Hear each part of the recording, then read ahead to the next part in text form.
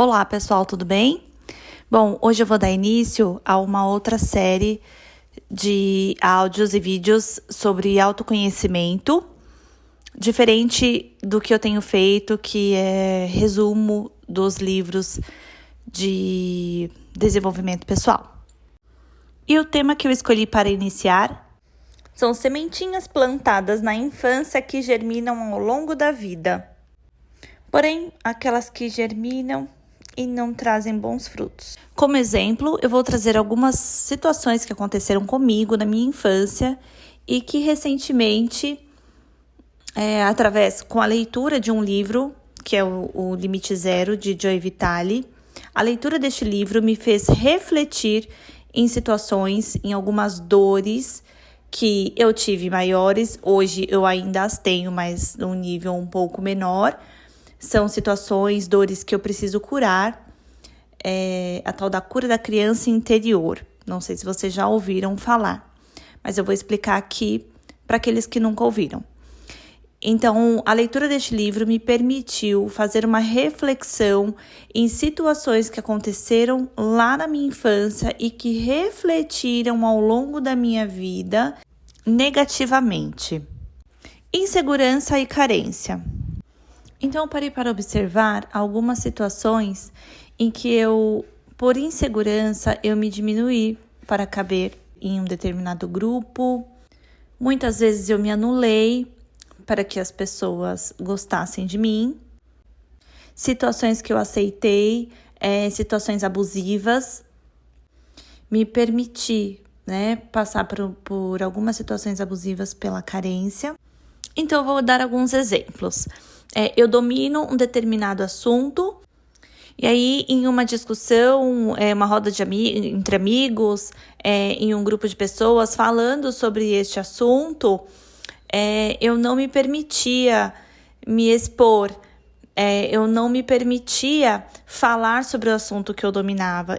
Muitas vezes eu me calava e deixava com que outras pessoas falassem a respeito, e eu tinha total certeza de que eu tinha o conhecimento igual, ou se não maior, por ter estudado sobre aquele assunto. Então, a minha insegurança, ela me bloqueava. E já aconteceu diversas vezes de eu estar pensando algo sobre aquele assunto, e aí alguém ia lá e falava a respeito. E eu falava, nossa, é realmente isso. Sabe assim, você tem o conhecimento, você domina aquele assunto, porém você fica insegura. Na hora de se expressar, na hora de colocar para fora aquele seu conhecimento, você se questiona, será que eu estou realmente certa? Será que é isso mesmo? Isso é insegurança. Só que a insegurança, em determinados momentos, ela é super normal, é super natural. Um exemplo, uma pessoa que vai assumir um cargo novo, ou uma pessoa que vai fazer pela primeira vez uma palestra para um público grande ou menor que seja. Então, essa pessoa sabe que tem o conhecimento, ela sabe que é capaz, mas mesmo assim vem insegurança. Por quê? Por conta do novo. Então, nesse aspecto, a insegurança, ela é aceitável, ela é normal. Mas quando você está em um ambiente conhecido e que algo te bloqueia, te inibe de falar, de se expor, isso não é normal. E situações de carência, você se colocar em relacionamentos abusivos, você aceitar menos daquilo que você merece, você aceitar que o outro te manipule, você deixar de fazer as suas vontades para não aborrecer o outro ou para fazer as vontades do outro. Você deixar de viver a sua própria vida em prol de outra pessoa.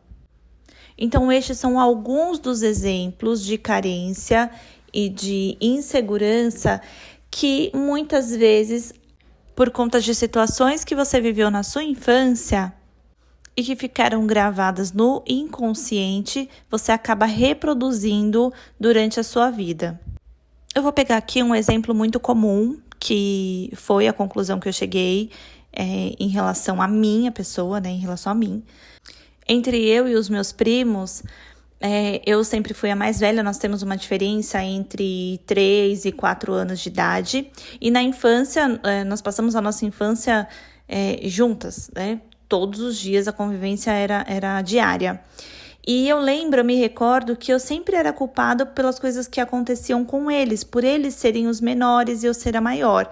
Então, muitas vezes, durante a brincadeira, aconteceu alguma situação que era causada por eles mesmos e eu levava a culpa. Ou porque um se machucou, ou porque o outro caiu, ou porque um bateu no outro, ou porque um começou a chorar. Enfim, por eu ser a mais velha, eu lembro que era colocada a responsabilidade em mim por tudo, e principalmente pelas coisas ruins, porque as coisas boas cada um ganhava o seu mérito. Não me recordo em nenhuma situação de algum adulto se aproximar e conversar, tentar entender o que aconteceu, para responsabilizar quem era realmente responsável pelo quê. Eu vou até me corrigir, porque nesse caso eu não acredito que tenha um responsável, porque nós éramos crianças.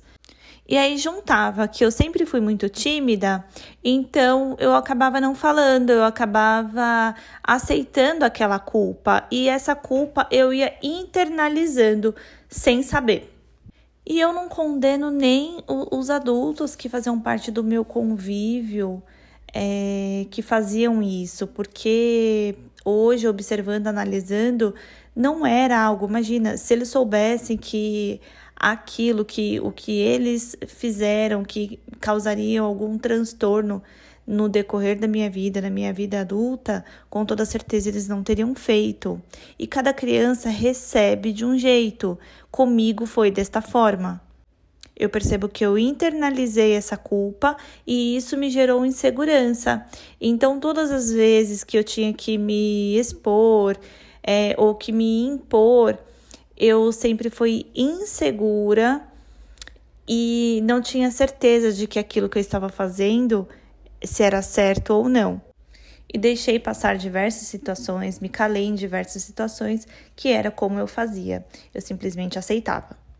E a carência, eu acredito que ela tenha vindo por falta de demonstração de afeto. O meu pai, ele sempre foi um homem muito seco. Não tenho recordação. Na verdade, eu tenho uma recordação, uma lembrança só dele me abraçando e me beijando. Mas eu não tenho mais. E a minha mãe ela sempre foi. Minha mãe, ela demonstrava, assim, em algumas ocasiões, ela demonstrava afeto, abraçando, beijando. Porém, a minha referência sempre foi o meu pai. Como eu posso dizer, a minha admiração. Hoje eu percebo que eu admirava muito ele. Então, eu acho que essa falta de demonstração de afeto causou a carência em mim. E a mulher tem aquela coisa de ser mais ligada ao pai, né? Então, esses dois fatos, né? São dores da minha infância que eu trouxe no decorrer da minha vida e que com o autoconhecimento eu consegui perceber e eu ainda não curei 100%. Eu vou dar alguns exemplos de situações que eu fui muito submissa, eu sempre me relacionei com pessoas que eram bem semelhantes ao meu pai nas atitudes, então eu sempre tive a impressão de gostar mais do outro em um relacionamento. É a impressão que eu tenho, que eu sempre gostei mais, e aí eu sempre me submeti a situações que me desagradassem. Na verdade, eu não tinha consciência na época de que a situação era desagradável, porque eu não sofria nenhum abuso físico, não sofri nenhuma violência física, mas o abuso ele era emocional. O abuso ele não vinha declaradamente com ameaças, ele vinha em mensagens subliminares, digamos assim. Então eu me relacionei com uma pessoa que eu deixei de viver a minha própria vida para viver a dele. E eu lembro que eu tinha muita vontade de me encontrar com alguma amiga para tomar um café, para conversar, mas eu não fazia isso porque eu tinha receio, eu tinha medo de que ele se vingasse saindo com os amigos. Então, essa vingança é uma palavra muito forte, mas na minha mente era assim que soava. Não, eu não vou me encontrar com uma amiga no shopping, que seja, porque senão depois ele vai querer sair com os amigos dele para descontar. E aí ele sai pra balada e eu não sei o que ele vai fazer. Balada, bar, enfim. Pedir permissão para comprar algo com o meu próprio dinheiro, né? Porque para mim, eu estava fazendo algo errado. Eu estava me priorizando ao invés de priorizar o relacionamento. Então, hoje eu percebo que eu passei muito tempo me preocupando, priorizando, vivendo em prol do relacionamento, em prol da família, me anulando totalmente. E outras inúmeras situações, que tem casos de que eu vou falar do abusador, tá? Porque isso pode acontecer tanto com a mulher quanto com o homem. Tem homens também que que vivem em relacionamentos abusivos, né? Mas claro que a maioria é o inverso, é a mulher que sofre com o abuso. Então tem situações em que a pessoa controla o dinheiro da outra, que proíbe de usar determinadas roupas. Tem casos que a pessoa proíbe, até nesse caso acontece mais, o homem proíbe a mulher, não deixa ela pintar o cabelo da cor que ela quer. Ou seja, ela se anula totalmente, ela é submissa ao extremo por conta da carência. Aí, se juntar a carência com a insegurança, então, nem se fala. A mulher se sente ainda culpada se as coisas não dão certo. Mas como tudo passa, vamos falar de coisas boas. Vamos falar de quando você começa a perceber o que te faz mal, quando você começa a sentir falta de ser você, de assumir o controle da sua vida, assumir o controle da situação. Quando você percebe que tem algo errado, quando você vai em busca do autoconhecimento, quando você vai atrás de informações que te fortaleçam e que te façam tomar as rédeas da sua vida, é libertador. É muito libertador. E foi isso que aconteceu comigo. Eu comecei a sentir falta, na verdade eu comecei a analisar. Será que aquela situação toda que eu me colocava estava me fazendo realmente feliz? Eu comecei a sentir falta de mim. E aí eu comecei a pensar quem era realmente a Fernanda, o que a Fernanda queria para a vida dela e o que realmente fazia sentido na minha vida. E essa chavinha, eu posso dizer que ela virou quando eu tinha em torno de 31, 32 anos. Hoje eu tenho 38. E o que me ajudou bastante foi a leitura. Tem uma frase de Sandro Costa que é muito bacana, eu gosto muito dela, que diz assim: a leitura é uma porta aberta para um mundo de conhecimento sem fim. Então a leitura fez com que eu me aproximasse mais de mim. E foi através dela, lendo o livro Limite Zero de Joy Vitale. Esse é um livro que eu vou trazer depois para vocês o resumo, que ele fala sobre a cura interior através do Ho'oponopono. Eu vou trazer em outro áudio as técnicas do Ho'oponopono e exatamente o que este livro propõe. E foi na leitura dele que eu parei para analisar algumas coisas que aconteceram na minha vida. Como eu disse, eu não estou 100% curada.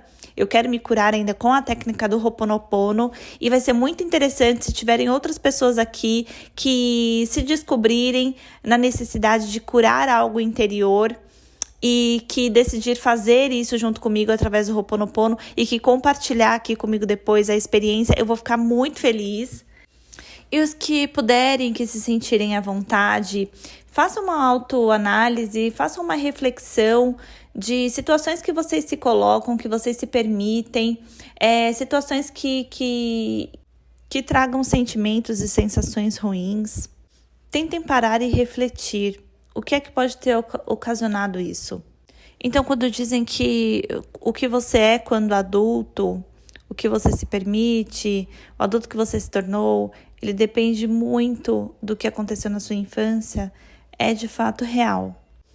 E essa descoberta, É bom também para que a gente não reproduza com os nossos filhos, sobrinhos, afilhados, aquilo que nós vivemos, que ficaram gravadas no inconsciente e que refletiram negativamente em nossas vidas.